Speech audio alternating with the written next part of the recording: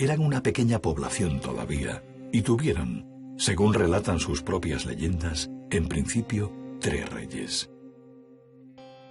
El primer sucesor de Rómulo fue Numa Pompilio, de origen sabino. Hombre severo y piadoso, fue el fundador de la religión romana. Numa Pompilio enseñó a los romanos la forma en la que debían rendir culto a sus dioses. Estableció el calendario sagrado e instituyó las principales ceremonias religiosas, siguiendo las instrucciones que, según decía, cada noche le dictaba una ninfa llegada desde el Olimpo. La romanización del Guadiana. Antecedentes en el lince con botas.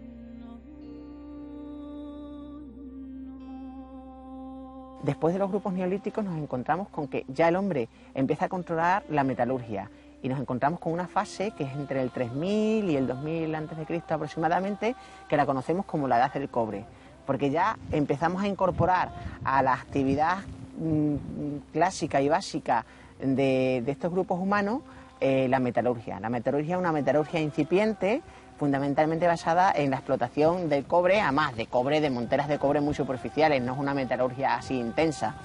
Y claro, la forma de vida ha cambiado, ya empiezan a aparecer poblados, además empiezan a aparecer poblados con murallas, un asentamiento de la gente ya en sitios concretos y fortificados y bastante sedentarios.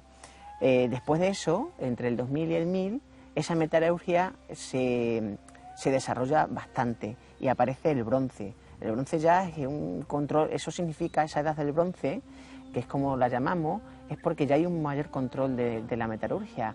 Ya hacer una aleación no es cosa baladí, ya estamos mezclando cobre con estaño para producir bronce. Además estamos produciendo unos objetos que son de una mayor prestancia y de una mayor significación social.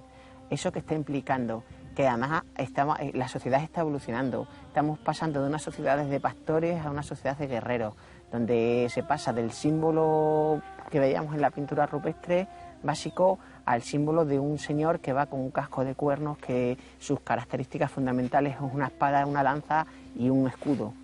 Esas sociedades de guerreros son las que se van a hacer fuertes y van a primar en la edad del bronce, y todo ese mundo es el que se encuentran los primeros ocupadores. El reino de Tartesos, por llamarlo de alguna manera, que está en Huelva. Bueno, pues esa gente está comerciando a partir del primer milenio, en la fase final de la Edad del Bronce.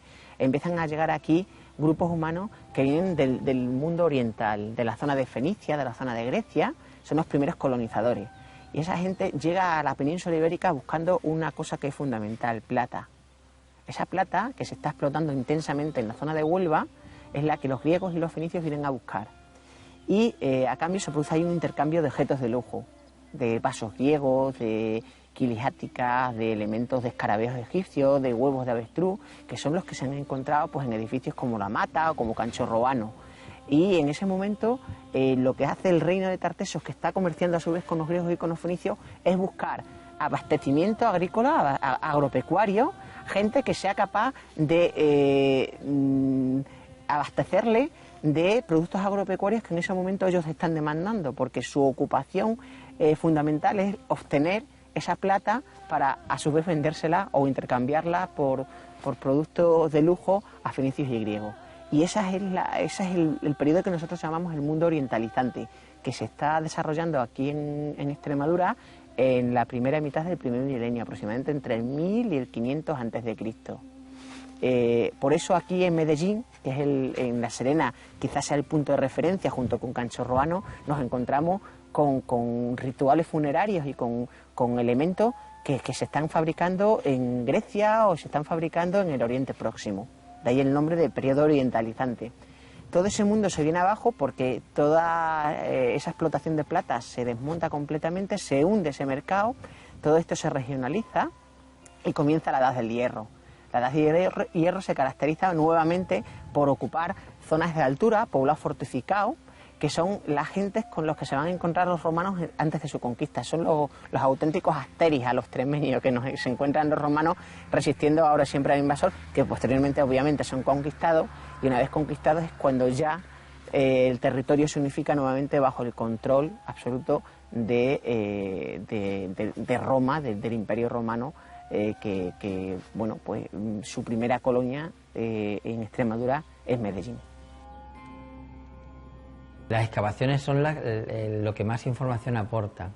Hay textos de la época de los grandes autores clásicos. Claro, que no que te describan la ciudad ni lo que hay en la ciudad, sino que te describen lo que de Lusitania procede, como las cosas de Plinio, en fin, otros escritores que te cuentan cosas. Pero la mayor información te lo da la arqueología. Y esa información se traduce no solamente en las propias excavaciones, sino en lo que es la epigrafía, lo que viene incluso la tradición que han visto los anteriores, y es la fuente más documentales importantes que tenemos. Es decir, excavaciones, epigrafía y a partir de la documentación de los autores clásicos. Tenemos a Estrabón, tenemos Tito Livio, tenemos a Plinio, que es el que más nos cuenta sobre todo esto, luego ya pues a otros escritores, pero fundamentalmente Plinio es el que más nos cuenta. Claro, es que depende del periodo. Estrabón nos cuenta cosas de un periodo antiguo, pero claro, si queremos un periodo más moderno, pues tenemos otros autores que ya están relacionados con el tratado de la antigüedad, que sí tenemos más información.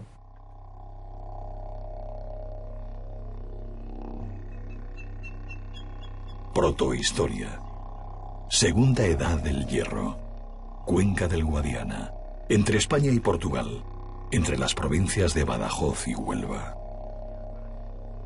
La orientación topográfica o astronómica que tiene este punto, que se orienta hacia el solsticio del invierno, nos permite sospechar que esta festividad se celebraba entre 1 o 2 noches del inicio del invierno natural, que hoy emplazamos en la festividad de Todos los Santos y Todos los Difuntos, entre el 31 de octubre y el 2 de noviembre. Esta festividad de Todos los Santos y Todos los Difuntos coincide con la festividad de la triple noche del Samonios Galo, una fiesta muy importante entre los galos, cuyo nombre está atestiguado por la epigrafía en el calendario de Coligny y que coincide con la festividad del Samain irlandés. Samain irlandés se pronuncia Samhain y de ahí viene el Halloween. Es la fiesta de la comunidad, la fiesta del fin del año de luz y del comienzo del año de tinieblas, del invierno, y también el momento en el que el mundo terrestre se pone en contacto con el ultramundo y con los antepasados, siempre con un máximo respeto. Los galos, y probablemente los pueblos célticos del suroeste, celebraban una gran fiesta, un gran festín en honor a sus antepasados, festín que aprovechaban para votar las decisiones principales a tomar en el año entrante. En este festín se inmolaban, se sacrificaban una serie de animales que se ingerían por parte de la comunidad acompañado de bebidas, que en este caso creemos que era un tipo de cerveza, no por los testimonios arqueológicos o químicos o físicos, sino por el tipo de vasija que utilizaron para su bebida. En el bronce de Alcántara aún no se habían fundido las condiciones de rendición de los eanos al Senatus Populosque Romano, SPQR, en el Vado del Tajo. Pero eso también es otra historia, y discurre más tarde y más al norte. De Curia a Curia, de Puente a Ponto, remontémonos a otro momento y lugar histórico de aquellas evocadoras eras. La propia fundación de Roma, en Italia. Corre el siglo VIII antes de Cristo. Empiezan las historias más conocidas de Roma, con un mito fundacional, los orígenes de su monarquía y otras instituciones. En tierras de Lacio, 2 muchachos latinos, 2 hermanos, discuten por el lugar de fundación de una nueva población. Gentes de orígenes indoeuropeos, valga decir, casi gentes cualquiera. Unas colinas o lomas sin edificar. Vuelan buitres. Discuten. Uno de ellos paga con su vida el primer delito para un romano. La violación de aquella frontera sagrada, el pomerium, foso circular que se hacía con un arado y yunta, antes de iniciar la construcción de una urbs. Más cerca quizás de lo íbero que de lo céltico, más celtíbero quizás de lo que parece, aguas arriba del Guadiana, en otro extremo de la actual provincia de Badajoz, que mira más hacia Ciudad Real y el Valle del Guadalquivir que a la fachada atlántica, en torno a la misma época, los yacimientos de la Mata de Campanario y de Cancho Róano en La Serena, iban a su vez a nacer y a ser transformados. El mundo tartésico, el foco del mundo tartésico es un triángulo que se llama el núcleo de Tartesos, que es Sevilla, Huelva, Cádiz, ¿no? Ahí es donde está prácticamente todo y es ahí donde se hace el comercio a través de Cádiz con el Mediterráneo, ¿no? Y también hacia el Atlántico, es decir, que tanto Huelva como Cádiz lo que funcionan es de bisagra entre el Atlántico y el Mediterráneo, las famosas columnas de Hércules, ¿no? Atravesar las columnas de Hércules. A partir de ahí, cuando se desarrolla la colonización fenicia, que estamos hablando del siglo VIII antes de Cristo, ¿no? En el 900 más o menos es cuando empieza la colonización. A partir de ahí se empiezan a ver otros puntos, porque a los fenicios no solamente les interesaba esa zona, les interesaba el metal, sobre todo el estaño, que estaba más al norte de la península ibérica, sobre todo en Galicia, en la zona de Portugal y demás. Para eso, ¿qué hacen? Crear sitios intermedios que puedan tener acceso mejor a esos metales. Y lo primero que hacen es colonizar toda la zona de la desembocadura del Tajo, en el entorno de Lisboa, ¿no? para entendernos. Y ahí hay otras colonias también que son fenicias y tartésicas, ¿no? Porque lo tartésico es una mezcla entre lo indígena y lo fenicio para que nos entendamos, ¿no? Bien, a través del Tajo hay pequeñas penetraciones hacia el interior y aparecen algunos pequeños puntos donde ya aparecen esos elementos fenicios y tartésicos, ¿no? Mientras que en Huelva, que es donde desemboca el Guadiana, es mucho más fácil entrar por esa vía hacia el Guadiana, que es toda la zona, como el centro principal, que es Medellín, donde se localiza el yacimiento tartésico más antiguo del interior. Y a partir de Medellín, bueno, pues toda esa zona del Guadiana se empieza a poblar. Esas es un poco las dos penetraciones que hay, a través del Tajo, por las colonias que hay en la desembocadura, y por otro lado, a través del Guadiana, del río Guadiana. Y luego también, por supuesto, por vía terrestre, ¿no? Que es toda la zona de la Siberia, los pedroches de Córdoba y demás. Pero es otro problema, ¿no? Que tiene más que ver con las estelas del suroeste, las estelas de Guerrero, que son la gente que realmente vivía aquí. Que cuando llegan los fenicios, sabemos muy poco de la gente que vivía antes allí, ¿no? Sabemos muy poco, que vivían en cabañas redondas, que ya explotaban la metalurgia, pero a una escala pequeña, que ya comerciaban con el mundo atlántico, pero tenemos muy pocas pruebas, ¿no? de qué es lo que hacían. Cuando llegan los fenicios, la colonización lo que necesita es explotar esas minas. Es decir, si las minas estaban explotando, pero yo ahora necesito sacar plata, que es lo que se está sacando fundamentalmente, ¿no? Desde el sur, necesito sacar plata para abastecer el mercado del Mediterráneo. Toda esa plata tiene que ir hacia el Próximo Oriente, hacia Sicilia, hacia etcétera, ¿no? Entonces necesito mucha mano de obra para ello.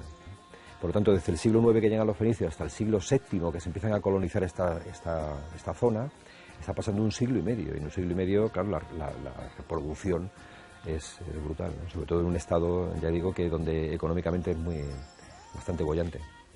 Aquí en la entrada lo que apareció fue una estela de Guerrero, que es muy curioso porque esta no es una zona de estelas. La zona de estelas está justamente al otro lado de la Serena, ¿no? En la Siberia. Y entonces es un elemento muy característico de la protohistoria extremeña, que justamente aparece en el lugar donde no debería estar.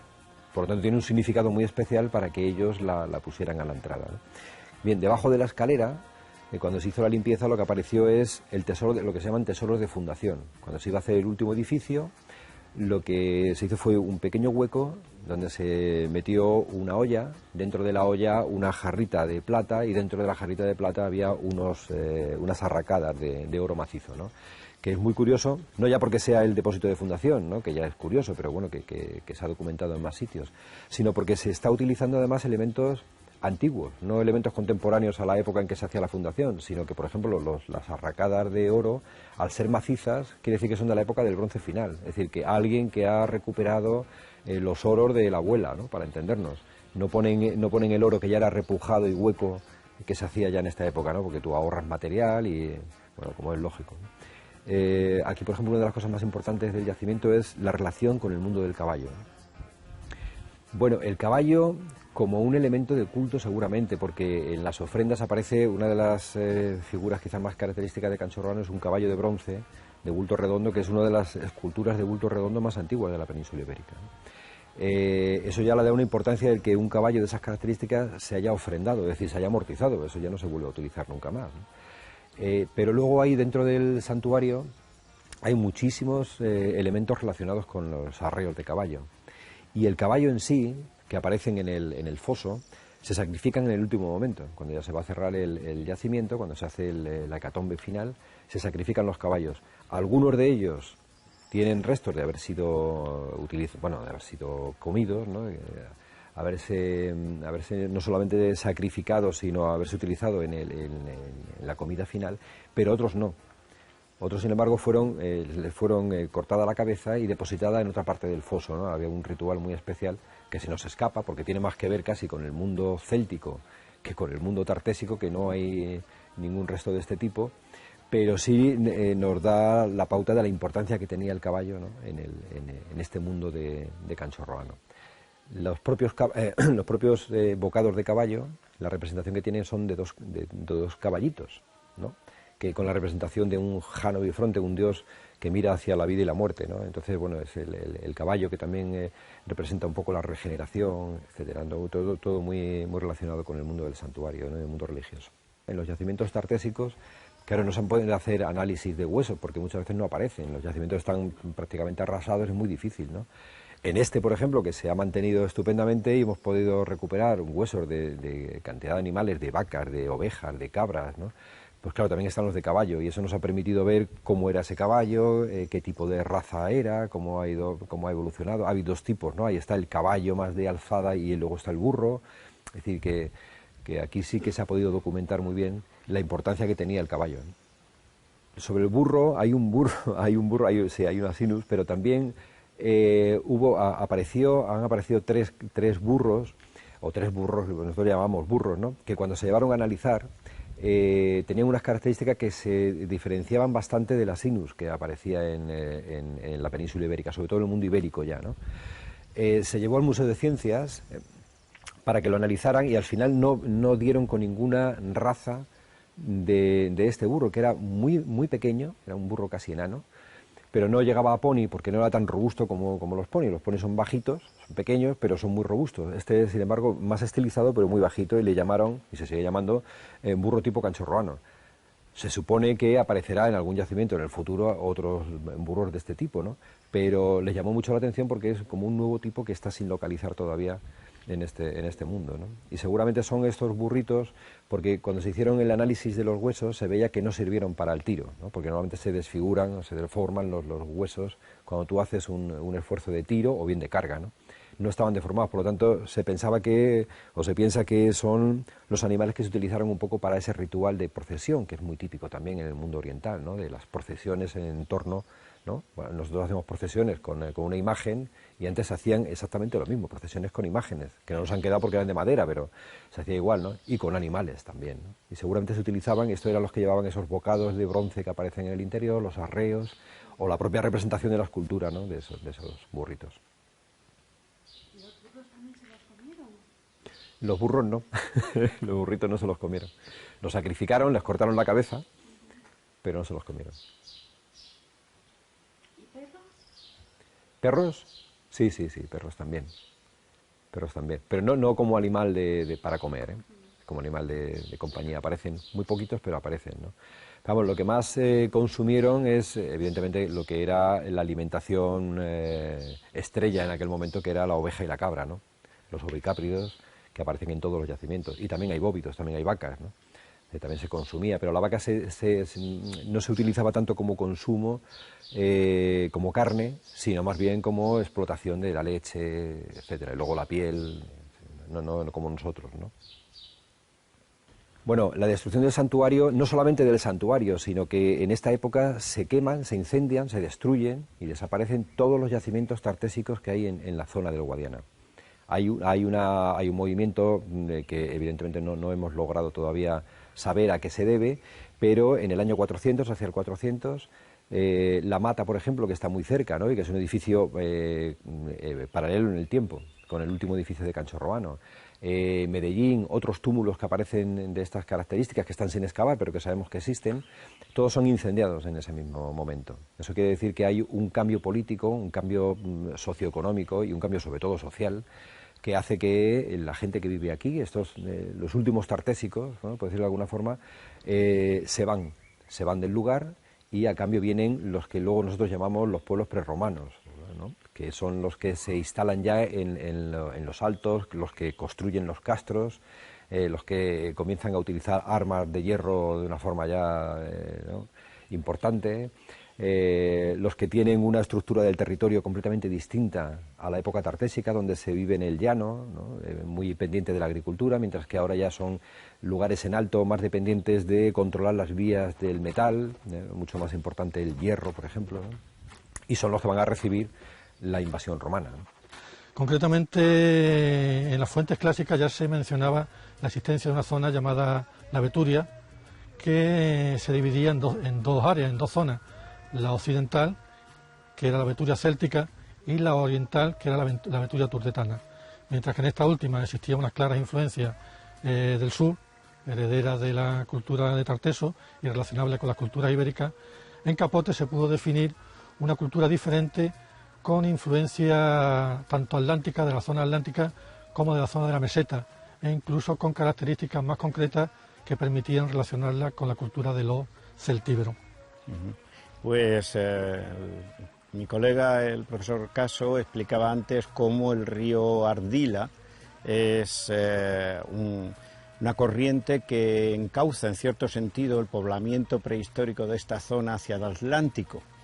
Y en efecto, no solamente comunica esta zona occidental de Extremadura con el Alentejo, con la que conforma una comarca natural, sino que también sirvió de organización, de base, de estructura para facilitar el poblamiento de estas gentes que se conocen como célticos, que son realmente los primeros pueblos con nombre conocido que ocuparan el territorio de Extremadura, actual de Extremadura. Un nombre que es un nombre romano, o más bien griego, Celticoi, después traducido al latín como Celtici, que no sabemos cómo ellos se denominaban a sí mismos, pero ciertamente, aunque sea un nombre prestado, es el primer nombre que conocemos de estas poblaciones de Extremadura, junto con los lusitanos, los betones de Cáceres y los pueblos túrdulos del centro y este de la provincia de Badajoz. Pero el río era mucho más importante para los pueblos celtas, y eso lo sabemos gracias también a los estudios paralelos con otros territorios ocupados por poblaciones celtoparlantes como las Galias o como el territorio del noroeste peninsular, actuales comunidades de Asturias y Galicia. El río para los pueblos celtas e indoeuropeos en general tenía un valor simbólico, ideológico. Ellos creían una manifestación divina en los ríos y servía un poco como elemento justificante para la ocupación del territorio. Corre el siglo VIII a.C. Latinos y sabinos se unieron en Roma, a los que pronto se sumó un tercer elemento, los etruscos. Un pueblo muy avanzado que poblaba la actual Toscana y que poseía importantes intereses comerciales en la región del Lacio. Desde la fundación de Roma por Rómulo y Remo hasta el advenimiento de la República, año 509 a.C., finales del siglo VI a.C., Roma fue gobernada por 7 reyes. En los siglos siguientes llegaría la República y la conquista de las vastísimas tierras del entorno mediterráneo, por parte del que empezó como pequeño reino. En el siglo I después de Cristo, con César Octavio Augusto, el Estado republicano romano se convertiría en imperio, para seguir aún expandiéndose y consolidándose antes de empezar, como tantas otras cosas, a mermar. Pero volvamos al Castrejón del Capote, en la cuenca media del Guadiana, a lo que se conoce o se intuye de sus propios ritos, mitos y tradiciones. Que no es todo, ni quizás mucho, pero es sugestivo. Nuestra sorpresa, para terminar esta pequeña introducción, tuvimos una sorpresa a la hora de desarrollar una investigación con tecnología, con alta tecnología digital procedente del Ejército de Tierra. En el 2006, al realizar estas aplicaciones militares digitales, fue observar que realmente el centro de esta cuenca hidrográfica del río Ardila no era este gran poblado céltico de Nertóbriga, sino que estaba realmente en Capote, en el Castrejón de Capote, este pequeño poblado inmerso, subsumido, hundido en el paisaje y bordeado por estos dos arroyos que son el Sillo y el Álamo. Es más, gracias a la fotografía de satélite pudimos ver que el centro no era realmente el Castro de Capote, sino el centro justo del Castro de Capote, definido desde hace 15 años por el hallazgo en él de un importantísimo santuario comunal, que después veremos. Lo que nos lleva a la única conclusión posible, y es que estos pueblos célticos prerromanos tenían un conocimiento empírico de la geografía de la zona, es decir, conocían el territorio, lo tenían de alguna forma simbolizado en sus mentes y en sus creencias y manifestaban una fuerte relación simbólica con el territorio y con el río. En lo que se refiere a los restos materiales hallados en Capote, el yacimiento se vio su importancia por el hallazgo de un fragmento de la llamada estela del suroeste, fechable en torno al siglo IX o VIII a.C., y en ese fragmento de esa estela del suroeste se había reaprovechado y en el siglo VI o V antes de Cristo se había escrito en ella una leyenda, una inscripción en la llamada escritura, en las escrituras del suroeste. Bien, este fragmento de estela se había hallado como dintel de un chozo, una construcción rural que se mantiene en la zona central del yacimiento. Una vez que el doctor Berrocal tuvo conocimiento de la existencia de esta estela, visitó el lugar, se hicieron algunas prospecciones iniciales, se pudo hacer un sondeo inicial en el año 87. En esos dos sondeos se descubrió que en el lugar, en el sitio, había un asentamiento de importancia que a través de aquellos restos iniciales de aquellos sondeos se pudo fechar a finales del siglo II a.C. A partir de ese momento se continuaron ya las excavaciones con un programa ya más a largo plazo y a lo largo de una serie de campañas de excavación que duraron al menos hasta 1996 se vio la importancia del lugar y se descubrió que esa fase inicial que se había visto en esos sondeos del siglo II era la continuación de una ocupación anterior que se fechaba, que se iniciaba al menos a principios del siglo IV a.C. Hay una primera fase, por tanto, que se extendería desde el siglo IV hasta mediados del siglo II a.C. A mediados del siglo II habría una primera ruptura, una ruptura de esa continuidad anterior y que se produciría como consecuencia de la ocupación de los romanos, del control de la zona por parte de los romanos. La importancia de la población en el entorno quizás parezca que al estar ocupando el centro de la Ardila hubiera sido la población más importante. Probablemente no, simbólicamente sí, puede tener un valor importante y sobresaliente, pero económicamente o socialmente hablando no tenía por qué ser la principal. Sin embargo, Rafael Caso comentó que el buen estado de conservación de los materiales hallados en este sitio es lo que ha permitido arqueológicamente definir estos pueblos célticos del suroeste, que no solo ocupaban la zona de la Beturia, del oeste de la provincia de Badajoz, sino que se extendían a lo largo de todo el Alentejo, del Alto y del Baixo Alentejo, hasta el Ribatejo, hasta la propia costa atlántica, y del que nos habían quedado los nombres de sus ciudades, nombres claramente celtas, como Évora o como Miróbriga Celticorum, pero no conocíamos bien los restos materiales. Perfecto.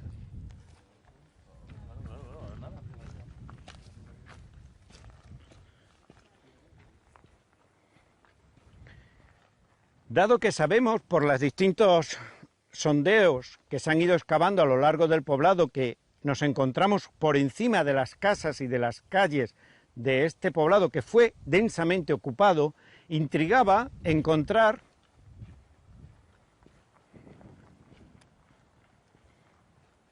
en este punto un afloramiento cuarcítico natural, un elemento natural que desde aquí se percibe mal porque fue utilizado como cazadero moderno, como un puesto de caza moderno, pero que si subiésemos veríamos que en efecto se trata de unos grandes bloques de piedra, algunos con resto de cantería, que se han dejado in situ en el centro de un poblado altamente ocupado. Inicialmente pensamos que se trataba de una pequeña cantera para la construcción de la muralla, porque además las marcas de cantería son evidentes. Pero no nos explicábamos cómo un poblado ocupado durante 500 años se permitía tener el centro con esa roca natural sin ocupar. Las recientes investigaciones del profesor Almagro, el catedrático de Prehistoria de la Complutense y anticuario perpetuo de la Real Academia de la Historia y máxima autoridad en el mundo celta peninsular, nos ha demostrado que ese es el punto inicial, entre comillas, mágico, que justifica este asentamiento. Lo que se llama la piedra umbilical, la piedra del ombligo, con la que tenía relación toda la cosmogonía, toda la forma de interpretar y comprender el mundo para los celtas. Por eso se respetó ese punto y esa piedra, y por eso se construyó junto al punto el altar o santuario que vamos a ver ahora. Esta es la calle principal con 6 metros de anchura, aproximadamente equivaldría a 18 pies indígenas, también romanos, porque son muy parecidos, apenas hay unos centímetros de diferencia, y abierta esta calle, ese espacio que voy a explicar a continuación y que es este santuario comunitario, comunal, donde anualmente se celebraba una gran fiesta, un gran convite, un gran banquete. La relación geográfica, locacional, entre este santuario y la piedra umbilical que vemos allí a la izquierda, es lo que el profesor Almagro, junto con el profesor Lorrio, de la Universidad de Alicante, han identificado en una reciente publicación como el lugar umbilical y la razón ideológica que justifica la ocupación de este sitio, concreto para las creencias de estos pueblos célticos. ¿Qué es lo que constatamos y comprobamos en la excavación de este lugar? La excavación de este afortunado sitio nos permitió encontrar en los años 88-89 este espacio totalmente cerrado, excepto por el lado del suroeste que daba a esta plaza, a esta calle que en esos momentos todavía era una plaza, una pequeña plaza, porque se convierte en calle una vez amortizado y condenado el altar en el 150. En la época romano-republicana del tal Ablonios, esto se convierte en calle, pero antes era una plaza triangular a la que daba esta estancia cerrada con un banco corrido capaz de albergar en torno a 15 comensales y una mesa central y nada más. Prácticamente no hay espacio en medio para otra cosa. Lo que encontramos encima de este banco y entre la mesa fue 1 millar de vasijas, la mayoría de ellas cuencos y copas, así como los restos de 24 grandes animales que por parejas habían sido descuartizados, más bien se les había cortado la cabeza y las pezuñas, habían sido quemados superficialmente, igual que en la matanza actual nuestra, y después, una vez cortados los animales, ingeridos en 9 grandes hogueras en la plaza, la carne. De manera que lo que encontramos aquí fueron los restos de estos animales, así como las vasijas de unos 300 comensales, por tanto, pueden imaginar que eran 300 copas y 300 cuencos, más otros 300 vasos intermedios, entre los que destacaban una serie de pequeños braserillos hechos en vasija, con las paredes ahuecadas, caladas, a modo de tradicionales chocolateras, que son denominados foculi, con un término romano, y que sabemos que servían para aportar las ascuas de los hogares de cada casa. El hogar La cocina de cada casa para los celtas era el símbolo de la familia y nunca se apagaba, como no se apagaban en las casas de nuestros abuelos en Extremadura. Cada 31 de octubre, cada pater familia, cada padre de la familia o cada madre de familia, portaba alguna de esas ascuas en una de estas vasijas y con esas ascuas se realizaba aquí el fuego comunitario, el fuego comunal, sobre el que se asarían estos animales que luego se repartirían entre la comunidad. Mérida, futura capital de la Lusitania, aún no existía. Tampoco se había labrado aún la villa de Torre Águila. Pero las legiones romanas, cada una de las cuales movilizaba en torno a 11.000 hombres, estaban ya entre nosotros. Pues estamos en la Cueva del Valle, en concreto en la zona superior de la Cueva del Valle, que es donde se forman algunas plataformas para acceder a al mismo lugar. Y es un sitio que está cortada la roca para en este lugar hacer las reuniones donde se hacían los rituales relacionados con la cueva, ¿no? que veremos. Los restos que quedan son de los cortes precisamente del granito, de cortar el granito para formar esas plataformas. Y una de las cosas más características de la cueva quizás es su singularidad dentro del paisaje atlántico, ¿no? De la vertiente atlántica, donde no se suelen formar cuevas por la formación, el sustrato que hay, ¿no? Cuarcítico y granítico, y sin embargo aquí se forman estas, más que cuevas, son abrigos. Y entonces, claro, son lugares que se toman luego como lugares sagrados en distintas épocas de la historia, ¿no? Y entonces la Cueva del Valle comienza a funcionar a partir del siglo III, II antes de Cristo, seguramente como continuación de ese valle sagrado de la Serena, de un lugar de referencia para todos los peregrinos, ¿no? Donde se han dejado muchísimos votos y es un lugar de referencia para todo el territorio. O sea, en época imperial romana, ya con el asentamiento de los romanos, se funda Iulipa, Zalamea de la Serena, y entonces todo el ritual pasa allí. Entonces los mismos esvotos que aparecen aquí en la Cueva del Valle aparecen ya al lado del dístilo, ¿no?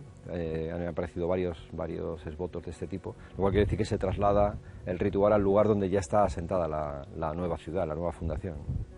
Bueno, lo que se sabe es de los elementos que se han recogido, que son las miniaturas de las cerámicas. ¿Por qué? Porque cuando se hace una ofrenda a la diosa o al dios, no se suele ofrendar nunca un vaso que es el que se consume habitualmente, el que se utiliza para el consumo, ¿no? O un plato, sino que se hacen miniaturizaciones, ¿no? Del mismo. Entonces aparecen platitos pequeños, vasitos, o sea, todo miniaturizado, ¿no? Eso con los esvotos correspondientes, que pueden ser o de cuerpo entero, o una pierna, o un brazo, una cabeza, un pecho, ¿no?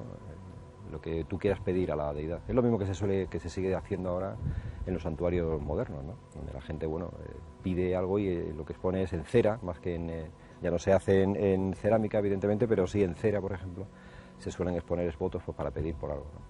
Es lo que se llama generalmente como el mundo prerromano, ¿no? Y entonces arranca desde ese mundo, que sería el mundo indígena, que se instalan en la cueva, e inmediatamente llega la conquista romana, con lo cual los elementos que utilizan son ya romanos, están romanizados, es una idea indígena romanizada, e inmediatamente después ya pasa a ser todos los elementos romanos, ¿no? Entonces estamos hablando del siglo II antes de Cristo aproximadamente. El proceso de romanización, hay que decir que cuando llega el mundo romano, primero lanzan al ejército y van situando pequeñas zonas que suelen ser bastante elevadas, esas zonas, que se reconocen como recintos torres. Los recintos torres, sobre todo en la zona de Extremadura, la verdad es que es todo un hito. O sea, hay muy poquitos sitios fuera de Extremadura donde haya ese tipo de construcciones, que como ya he dicho antes se denominan recintos torres, que hay ejemplos como La Lapa en Don Benito, Merchana, Hijovejo, detrás del santuario de Canchorroano, justamente detrás hay otro recinto torre que también se excavó, se hicieron varias catas y también dio el mismo resultado. Es decir, que por explicarlo de alguna manera y para que quede claro, es decir, llegan, comienzan a someter parte de la población o comienzan a conquistar, por decirlo de alguna manera, parte de la población y hacen esas pequeñas construcciones, denominadas para nosotros recintos torres, que desde vuelo de ultraligero se ven perfectos, se ven los torreones, los bastiones, se ven las murallas, se ve todo perfecto, y a partir de ahí, una vez que ya empiezan a controlar la población, ya empiezan a crear sus impuestos, a que la población ya empieza poquito a poco, se comienza el proceso de romanización. Es decir, hay un primer momento, los recintos torres, nos instalamos aquí. Suelen ser todo ciudadelas muy pequeñitas, donde están, ciudadelas por decirlo de alguna manera, es decir, son recintos muy pequeñitos donde hay una guarnición militar, donde va poco a poco comenzando ese proceso de romanización, poquito a poco, es decir, unos impuestos, una dedicación a la tierra, ahora para nosotros, y se empiezan a abandonar esos recintos torres y a asentarse en algunas partes, suelen ser procesos ex novo, es decir, nuevos, es decir, construcciones de ciudades o realización de ciudades nuevas, es decir, sobre plantas, otras se van reutilizando, algunos contextos o algunos lugares, sí, lugares o situaciones que ya tenían las poblaciones indígenas para aprovecharlo y formarlo como enclave ya romano. Bien, pues este es el recinto de Hijovejo, un sitio que siempre ha habido una dificultad a la hora de denominarlo. Yo particularmente siempre me refiero a él como la Torre de Hijovejo o el recinto tipo Torre de Hijovejo.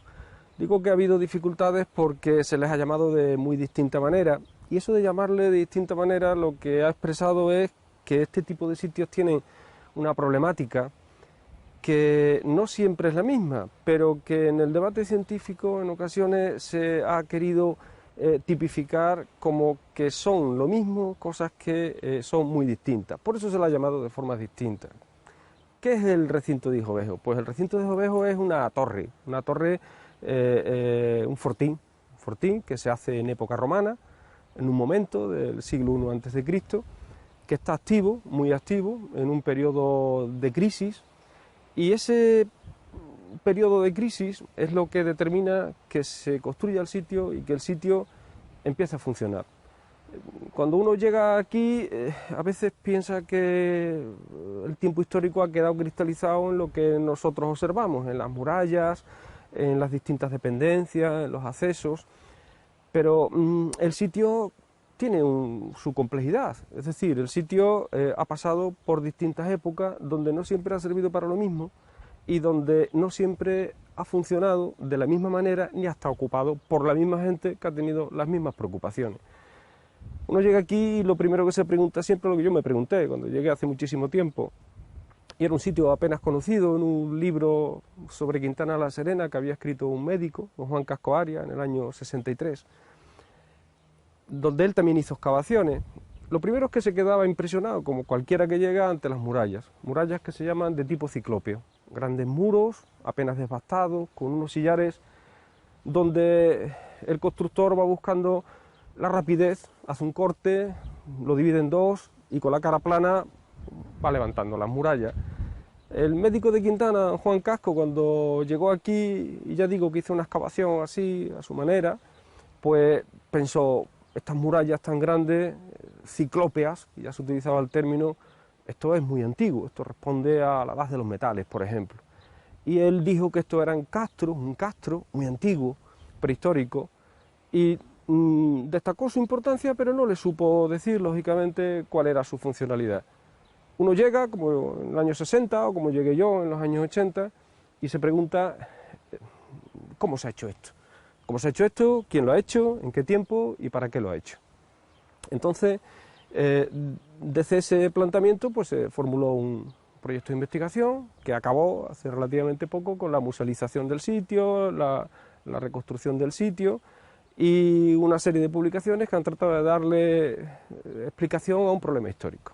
Dentro de Hijovejo tiene una enorme singularidad la entrada a la fortificación. Ya he dicho que es una entrada angosta, alargada, con dos portones, y tiene como singular que aquí en el lado derecho había una torre, una torreta pequeñita, que tiene raigambre ibérica, es decir, que en las fortificaciones ibéricas son frecuentes para defender las entradas, aunque se suelen situar en este lado, en lugar del lado derecho. Y esta torre, cuyo acceso vemos aquí, serviría para proteger esta entrada y para servir como elemento de distribución de los caminos de ronda. El recinto tiene unas paredes muy anchas, de casi 2 metros en algunos sitios, y por esas paredes tendría un antemuro de tapial que remataría la construcción, y eso funcionaría a manera de los adarves medievales. He dicho antes que las habitaciones del lugar son pocas, el espacio habitable muy escaso y las habitaciones estrechísimas y algo extrañas. Esta quizás es la única excepción. Esta actúa como cámara principal. Es una construcción que está hecha, una habitación que está hecha directamente sobre el canchal, es una enorme lancha de granito con una salida de aguas en la parte aquella, que estaba cubierta con una pilastra central. La pilastra estaba in situ, partida, pero in situ. Y tiene también su historia en cuanto que es fruto de la propia evolución de la torre. En un primer momento, en la primera fase de Hijovejo, esta habitación no existía, estaba en este lugar. Es posible que sirviese como habitación principal o no, no lo podemos saber, pero lo cierto es que esto debía ser, antes de que existiese la fuente, pues un espacio de expansión del recinto.